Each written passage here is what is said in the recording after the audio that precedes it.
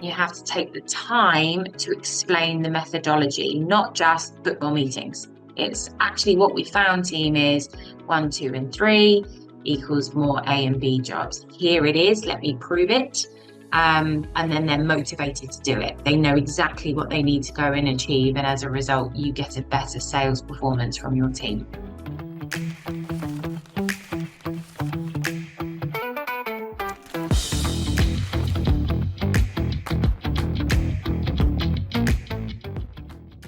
Hi everybody, welcome back to the Recruitment Podcast by Recruit CRM. I'm back as your host, it's Kate O'Neill, and I'm here to bring you yet another amazing conversation where we're going to deep dive into a very interesting topic with an expert in our recruitment world. So I'm going to move on to the intro to talk about Charlotte Smith,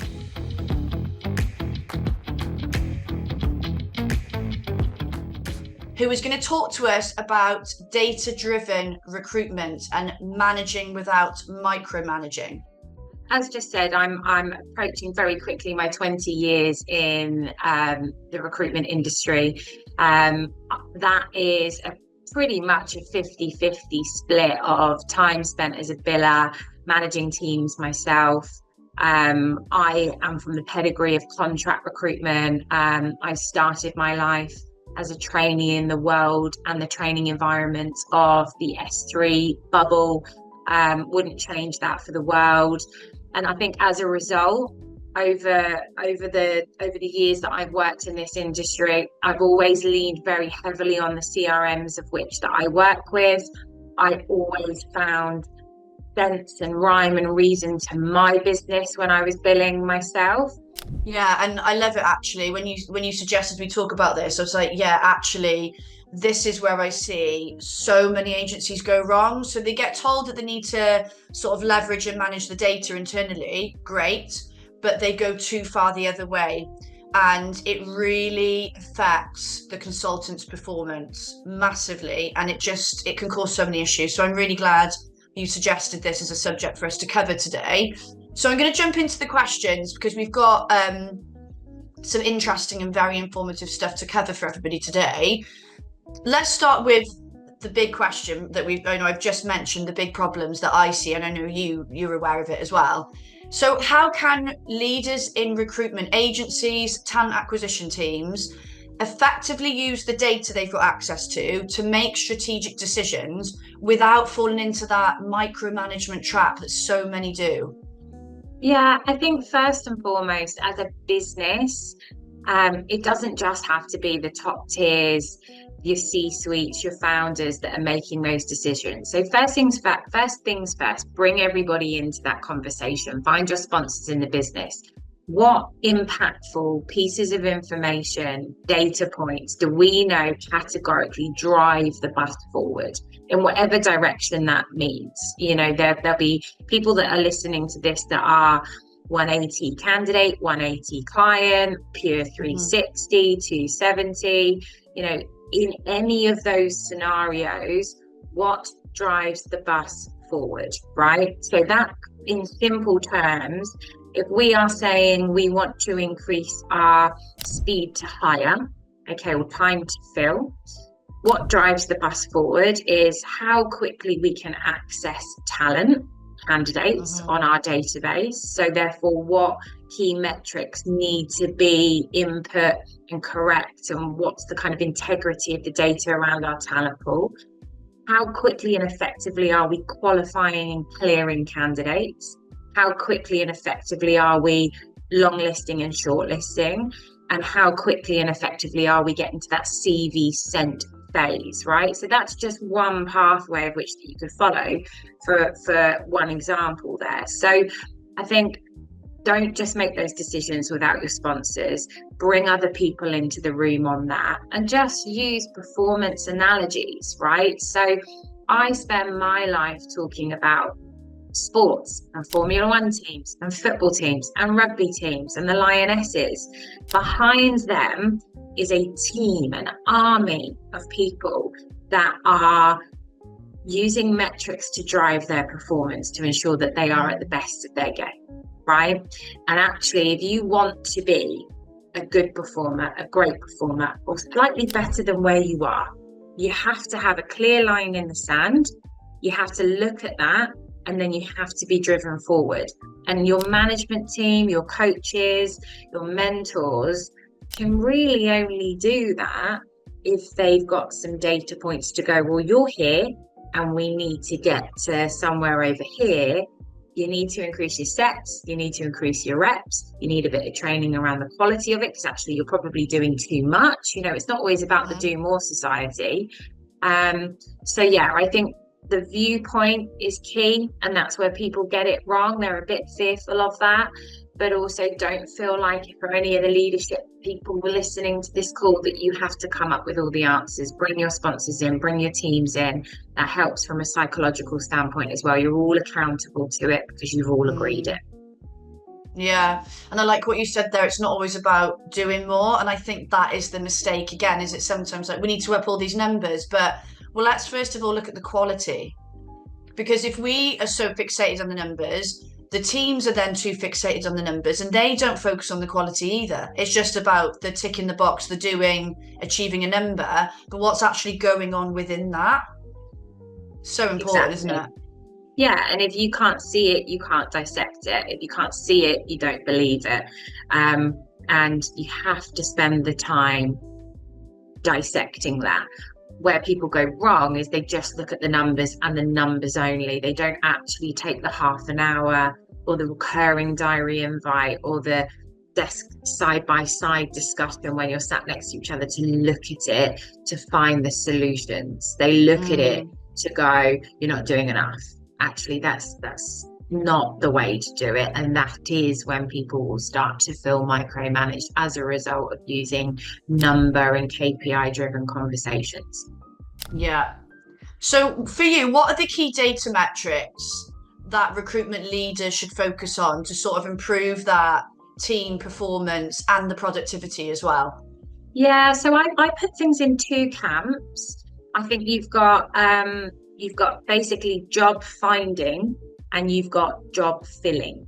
Okay, so those two kind of camps are really, really key.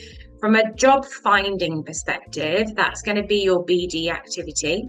So what in your business is really important.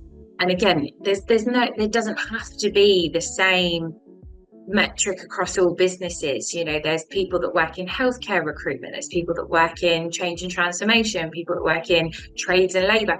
Your inputs are all different, right? But for job filling, what are the key metrics that enable you to find jobs? Okay, so but within my world, so I work within the technology change and transformation space, the contract market. So we know the key drivers of that are: is there a strong network of decision-making and project-based program managers, project managers, CTOs, transformation directors, as an example, right? So that's phase one. Then what's the contact strategy to ensure that we are approaching, reapproaching, and building a sales cadence around that? So we look at BD calls, we look at something called a flip call, which is people that could be our clients and they could be our candidates. They're just strong project transformation professionals that we want to keep in touch with. It doesn't matter if they're giving us jobs or actually end up working on one of our contracts for us as an associate. So that's incredibly key, and meeting people. So I think the last year has tested a lot of recruitment professionals. The last couple of years, really, after the kind of post-pandemic boom busted. And actually that need to get back out there and build authentic relationships and meet people is really key. So within my environment, that's what we drive our recruitment consultants on. And we do that in a non-grubby way. It's just, who are you ultimately building and leveraging relationships with? How often are you speaking to them? And then when are you getting to a point where you can start meeting them? And then on the job filling side, not job finding, well, half of it is getting the job, the other half of it is servicing the job.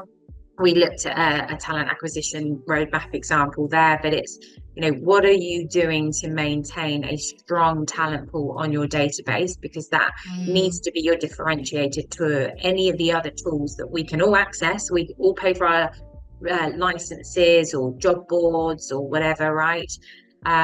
It's the strength of your data that means you can get to those candidates quickly, clear them for the position, and get them out for the role. And then that's when you're going to be looking at things like CV ratios, interview to CV ratios.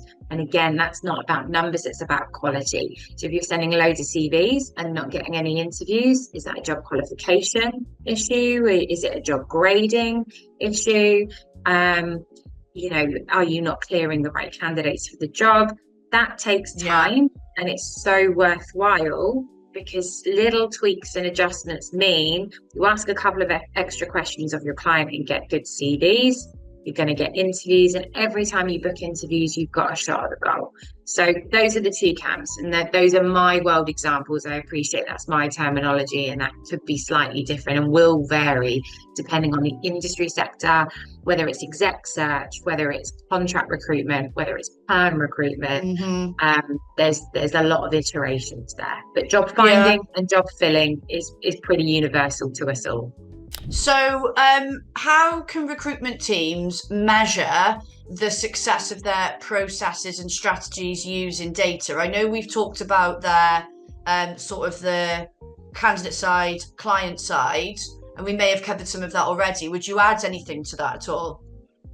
It's all about what the business is driving. So in our world, it's fundamentally about job acquisition, and then of course it's about job filling. So if we use job acquisition as an example, what we had to do is we had to trail that back and go, okay, actually what drives us being able to pull new jobs? And we were very quickly able to decipher that if we had met somebody 3 times, our chances of securing a job, and not only a job, an actual A grade quality job, or at least a B grade quality job, because we were kind of getting to that job before a competition, or we'd earned the respect from the client to feel like they wanted to work with us more on a one-to-one basis. So that's an example where we've used the data to prove our point, and we were able to go to our recruitment consultants and go, look, everybody that you've met once, go back and meet them again. Everybody that you've met twice, go back and meet him again, because we can quite clearly see that it's meeting 1, meeting 2, meeting 3, job. So it's that type of mindset where you can clearly say to the individuals and prove the point, look, actually statistically 78% of customers that we have met more than 3 times give us an A grade or a B grade job. You pull up the reporting. Yeah, and it's very clear, it's very defined, it's easy to achieve, and it's uncomplicated, and it ultimately achieves what all consultants want, which is new jobs. So that I think is a lovely example. But it takes time. You have to look at the data.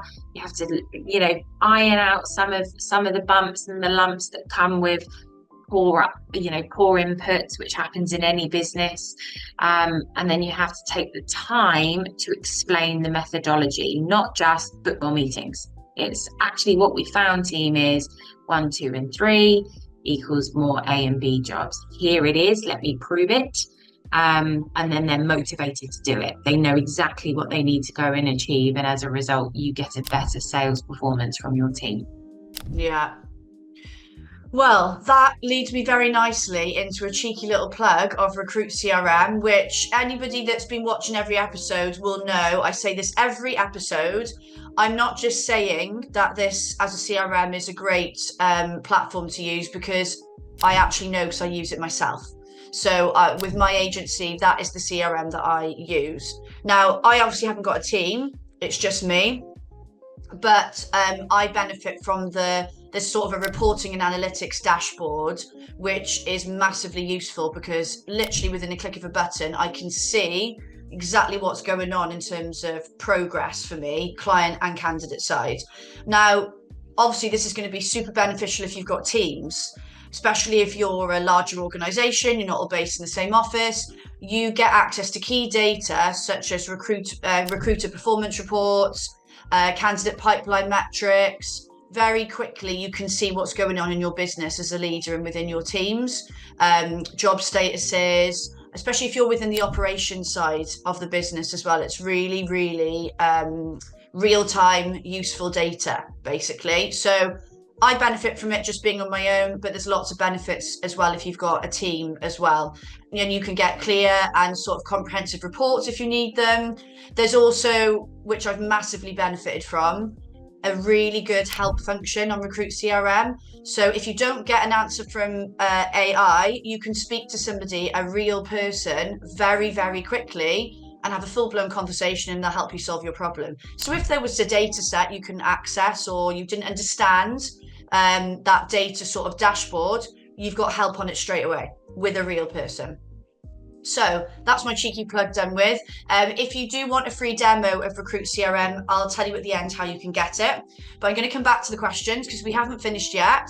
So as a manager, or from a manager's perspective almost, I suppose the data's great, and we've talked about the benefits and the metrics and things like that. But of course, we still want to maintain that human touch in our sort of management approach. How do you see that done, where that balance is kept up?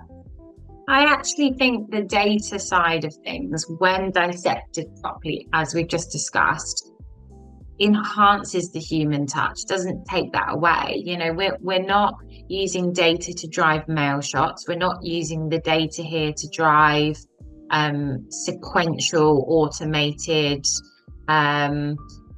response. We're not using it for that. We are using it to guide us, to facilitate the human touch. So I think the best example of that is we have our talent pools. Okay, so within my world, I work in the contract market. And so if I use the database and the data to guide me, what talent is coming available in what month, right? So say I've got a series of program directors coming available, finishing their projects in January.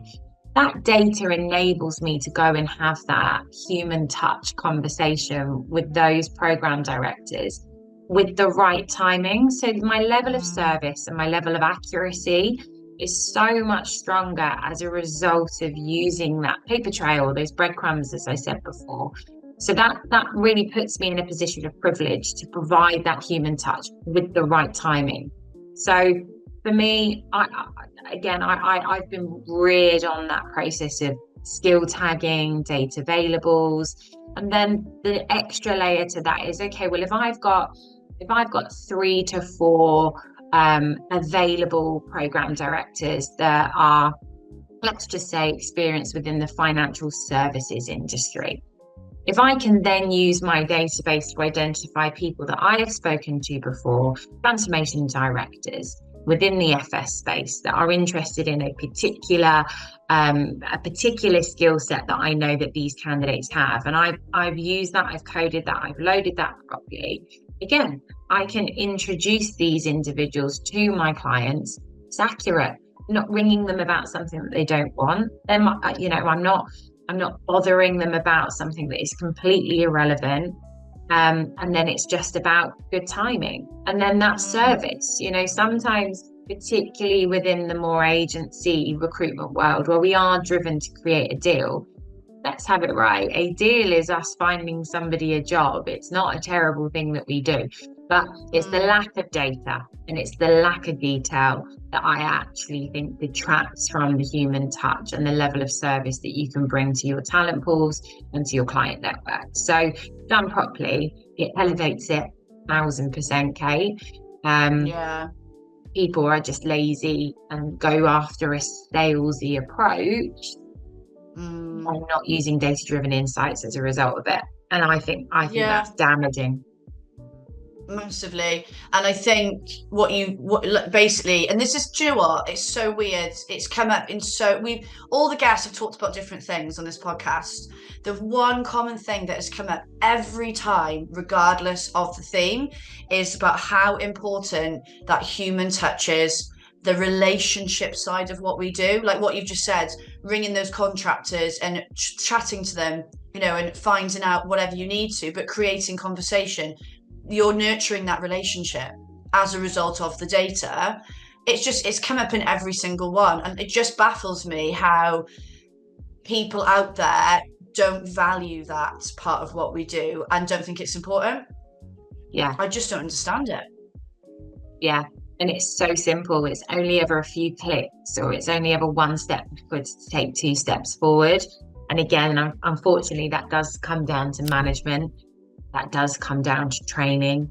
And that does come down to your company's values in terms of the service that you want to provide. So an extra few clicks here and there are those marginal gains that make a huge difference to the level of conversation you can have with your customers. Yeah, definitely. So can you share an example of where you've seen data insights really transform a recruitment or talent strategy? Yeah, I think the one we've discussed around meetings 1, 2, and 3 is great. Let's continue on with that theme, right? So how do you get to a point where you are able to ask a customer for a meeting, or to level up that relationship? So where we would start with that, we go back to the beginning, is that I would spend the time to look at a consultant's network of clients. So we would pull that up on any CRM, and we would be able to see, okay, demographically, what are their job titles? Are they the right job titles? Are they based in the right locations? Are they too senior or not senior enough? When was the last time you spoke to them? Do you know their little tweaks, as in what are the key things that they tend to like to hire? That would be base count 1, because you can have as much endeavor as you like, right? You can do as many BD calls and pitch as many meetings. If you're pitching the wrong people, again, the quality just won't be there, and you won't actually yield any job acquisition results out of that. So that would be base count 1. Then it would be, okay, what's your route to market? How are you going to get into these individuals? And again, you would look at the data and you would say, look, what you're doing is you're speccing a lot. You're speccing a lot of candidates in. Great, they look like they're good candidates, and you look like you're sending them to the right people, and you're not actually following it up. You're landing in their inbox, but you're not really following this up with good business development calls and approaches. You need to strap up, you need to get on the phone, and you need to make this verbal, and you need to make this real, because that's when they're going to really feel like you're a great person, you're warm and you're charismatic, and they wouldn't mind partnering with you on their recruitment needs. And you can just insert that kind of passion and integrity piece, which will never come across on an email. It just won't. You could be the best written English literature student out there. You're not going to get that across on an email, right? So you need to take that to market. You need to get on the phones, and you need to have those discussions and go and build relationships with people.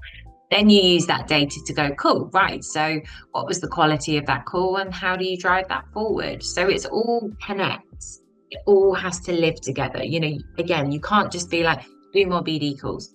Cool, but do more BD calls to who, and where did you follow that up? Cool, you're doing loads of spec CVs, well done. Have you actually looked at the candidates that they're sending out? Was that well matched? Like, okay, you can pat them on the back for trying something, but it has to connect, and you have to follow that up. Otherwise, it's a bit pointless, and it's a waste of your time, and it's probably just been deleted. You haven't brought their attention to it. So yeah, that type of trail there, I think, is where you'll always be very impactful, and data will drive a much better outcome in terms of any sales strategy that you're trying to release, and trying to get more input for output. Yeah. So because we were talking about micromanaging within this, right? So what do you think are the biggest challenges that managers, leaders face when trying to lead without micromanaging? I think there's an education piece there. So the managers they're either fearful of driving the numbers because they don't really understand that numbers, if presented correctly, drive performance. and they don't understand the kind of psychology behind it, right? And listen, you don't have to go to university to know any of this or have a degree in business psychology or anything along those lines. You just have to try and tune in a little bit on what drives people and what type of personality they are, right? So I think there's that fear factor, that education piece of, don't worry, we don't worry about KPIs here, we worry about outputs. How helpful is that? Because, okay, brilliant. There are the 5%ers out there that it doesn't matter what CRM market they do, they will just be super successful. They're intrinsically motivated and they will just do what they do. However, they will have their processes. They will have a way that they work. They will be incredibly systematic. They just do it in their own way. And actually that works for them. But they are 5% of the recruitment population. So you can't build your management, CRM strategies and routes to market around your highest performers. You have to build them around Mr. and Mrs. Average. So I think take the time to understand how performance works and take the time to step away from recruitment just for a minute. Just go and read some of the basic books. And if you don't like reading, get an audio book, right? Just go and understand. Or listen to a podcast like this. Yeah, exactly. Give Kate a call. But I mean, ultimately, just take a little minute just to understand what drives people.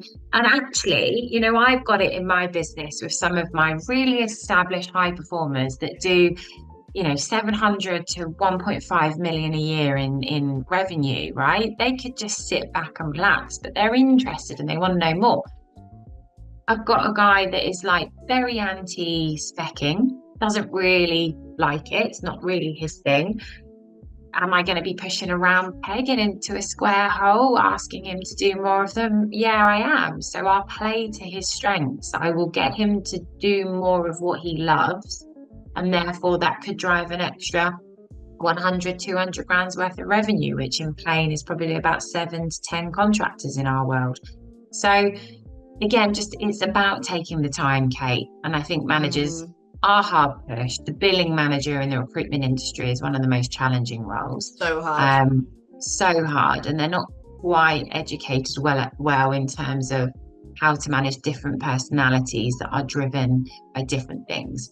And actually taking the time to step back and explain things properly, you can usually get people on side. They then hold themselves accountable, and that makes your managerial mission so much easier and gives you loads of time back in your diary, which is usually what the management community of the recruitment industry is craving. Yeah. And I think that's a really good way to finish. And I think coming from a position where I was a billing manager, not for very long, but I did it, I had no training, I was just a high biller and put into like so many are put into the role and thought, yeah, I can manage people, I'm a top biller. And I sucked at it, to be honest with you, because I just didn't, I was so busy and had my own targets, but also I didn't at that point in time, at that age, understand the value of sort of adapting and modifying my approach to the different personality of the person I was managing. Didn't understand that at that time. So if I could have been given not just even training, just like recommended a book to read or anything like that, oh my goodness, I would have been such a better manager. But so with that, we've come to the end of our episode. Thank you everybody that stuck with us till the end. I know you would have got a lot of value from this and found this helpful. So today, just to summarize what we've talked about, is data-driven recruitment and leading without micromanaging with the amazing Charlotte Smith. What I would encourage you to do is connect with the both of us. You can do that on LinkedIn. You can find both my profile and Charlotte's profile in the description of the podcast, whether you're watching on Spotify or YouTube. And while you're there, you'll also see the Recruit CRM link if you want to get a demo, which I would recommend that you do.